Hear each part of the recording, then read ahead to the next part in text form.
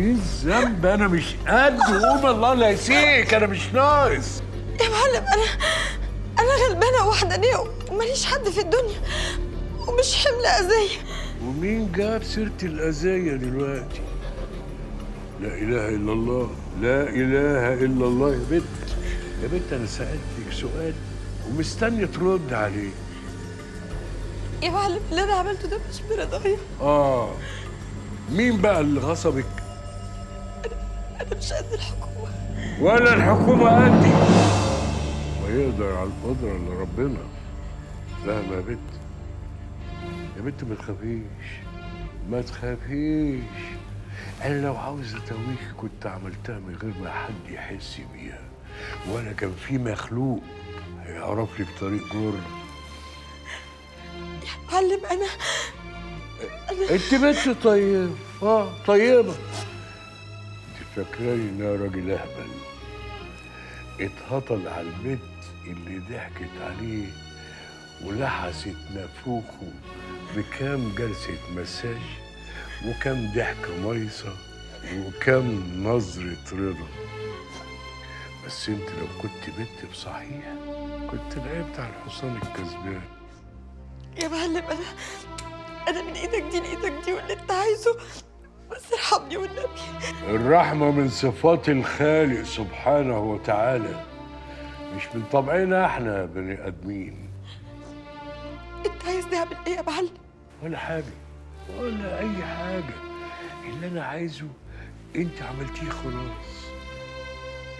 يعني يا بنت أنا اللي كنت مشغلك عند الحكومة عشان يوصل لها اللي أنا عايز أوصله. بصراحة أنت قمت بالواجب صح الصح، عشان كده أنت تستاهلي مكافأة نهاية الخدمة. عشان تعرفي ان انا احسن من الحكومه بتاعتك. يبقى هتموتني يا معلم.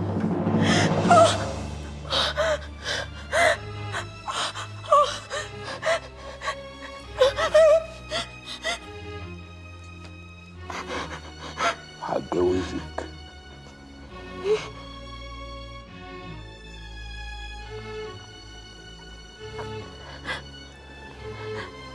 هتجوزك.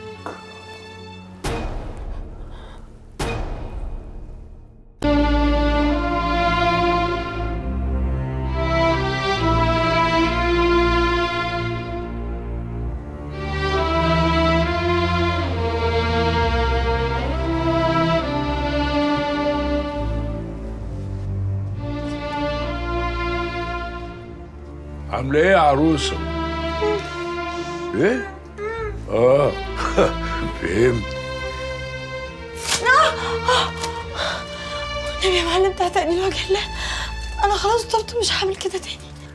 معلش، كان لازم احميكي من نفسك، لا الشيطان يرجع يوزك ويلعب بعقلك تاني وتهجي وتروح لاخواننا البعد. خلاص يا معلم انا طبت والله، انا من ايدك دي لايدك دي. يعني خلاص عقدنا وعرفنا ان الله حق. خلاص يا معلم والله ما هعمل كده تاني. انت حتى لو طلبت مني اولع في نفسي وسطي وهعمل كده، بس خرجني من هنا والنبي. مطرة، نعم يا معلم.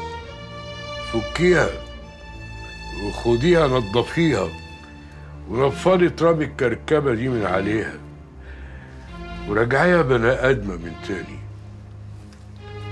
شفتي إن أنا أحن عليكي من الحكومة؟ ومش كده وبس يا مطرة، انزلي كمان اشتري لوازم الفرح. أنا عاوزها عروسة على الفرازة، ولو قدرتي تفرديها شوية افرديها. ماشي يا معلم.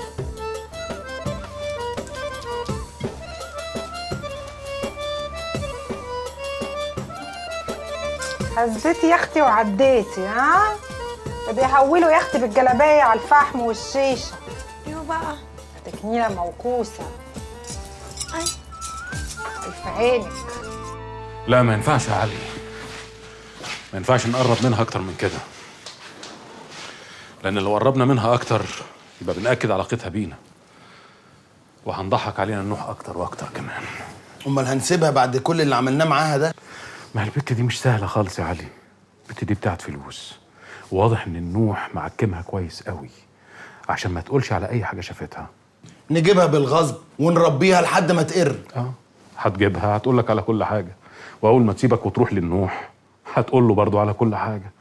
البت دي بتلعب على الونجين، ما يهمهاش غير الفلوس وبس. والعمل يا ياسر بيه، احنا كده بنبعد عن النوح وخميس وسايبين لهم الطريق يبرطعوا فيه زي ما هم عايزين. في حاجه يا علي احنا ما فكرناش فيها. حاجة ايه يا باشا؟ حريم الرجاله دول. حارمهم؟ مش فاهم. هقول لك.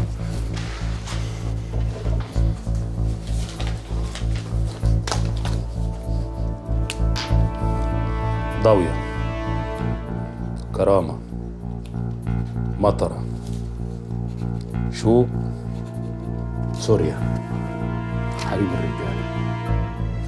دول لو عرفنا نرصدهم بعينينا كويس قوي هيبقوا الطريق السهل للوصول لرجالتهم.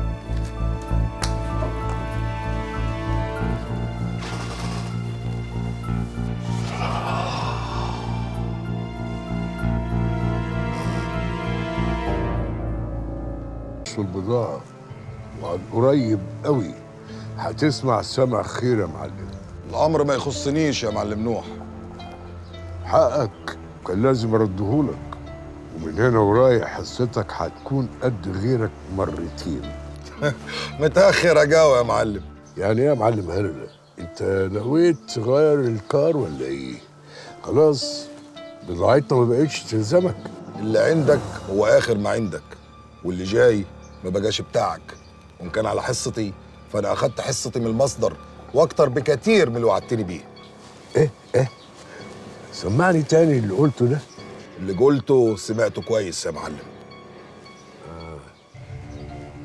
اوعى تفتكر يا معلم هلا ان ممكن في اي حد في السوق يبيع لك حبايه من غير امر مني. الأمر ما بقاش بيدك يا معلم نوح. الظاهر ان الغضب عمى عينيك يا هلله وخلاك تنسى مين اللي قصادك. لا يا معلم، غرورك أنت اللي خلاك واقف لحالك في الطل وما أنتش حاسس باللي بيحصل حواليك. وايه يا اخويا اللي بيحصل حواليا؟ ولدك زي ما رصف بيده سكة لتجار بير السلم وأنت مش حاسس. السوق رصف سكة تانية لمصدر تاني غيرك. هلله تنساش نفسك. انت اللي نسيت نفسك يا معلم وسلمت دجنك العيل طايش حدفك شمال. فوق يا معلم نوح، افندينا نزل الملعب وخد مكانك. افندينا؟ وقعد مع كبارات السوق وادى كل واحد فيهم حصته بالعدل والكل جام مرضي. سلام يا معلم نوح. صحيح ما تنساش تسلم لي على الوريث.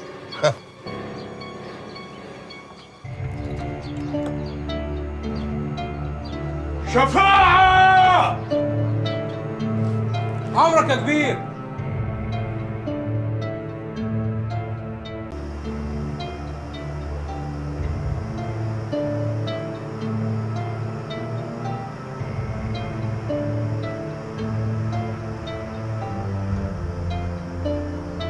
وانا احب كده اجي كده في الروقان الف لي سجارتين